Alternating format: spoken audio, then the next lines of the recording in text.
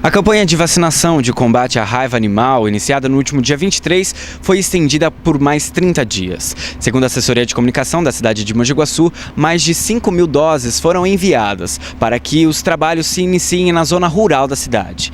A zona rural da cidade é uma área muito extensa, por isso não há possibilidade de que haja um posto localizado na região. Segundo a assessoria de imprensa também, o principal responsável pela disseminação da doença, 3 já confirmadas, são os morcegos que habitam ali na região.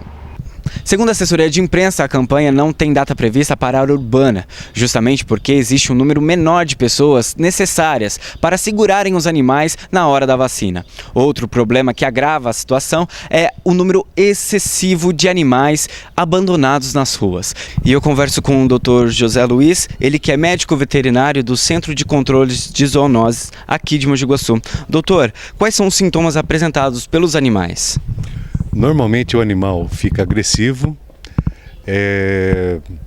e a pessoa observa, por exemplo, a raiva é conhecida como hidrofobia, né? Então o animal ele tem assim muito medo da água, tem a fotofobia, a luz que incide na retina do animal, ele procura ficar em local mais escuro, né? E na fase final da doença o animal fica extremamente agressivo, né?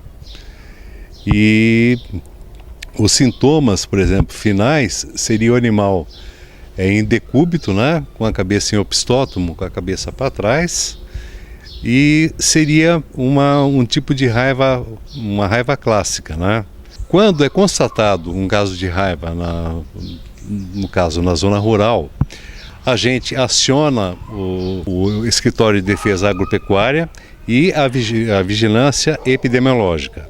As pessoas que tiveram contato com os animais, então eles ficaram numa situação de risco. Então é feito o soro, né? E é feito a vacina nas pessoas que tiveram contato com os animais. Normalmente são os tratadores, né? A gente trabalha sempre em conjunto para evitar que a doença se alastre. E nós pretendemos terminar esse trabalho em torno de 30 dias.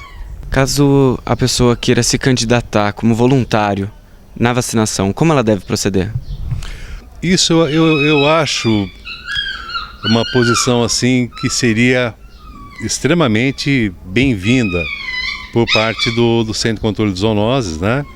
E da Secretaria de Saúde. Mas o que acontece? A gente tem que primeiro treinar o pessoal para fazer a campanha. Em caso de suspeita de raiva, qual órgão deve ser comunicado? Normalmente o CCZ é comunicado, né? Imediatamente a gente aciona o Escritório de Defesa Agropecuária, né? A gente vai até a propriedade que teve o caso de raiva, é feita uma vacinação nos caninos e felinos. Dessa forma a gente fecha o ciclo da doença e não fica uma situação alarmante.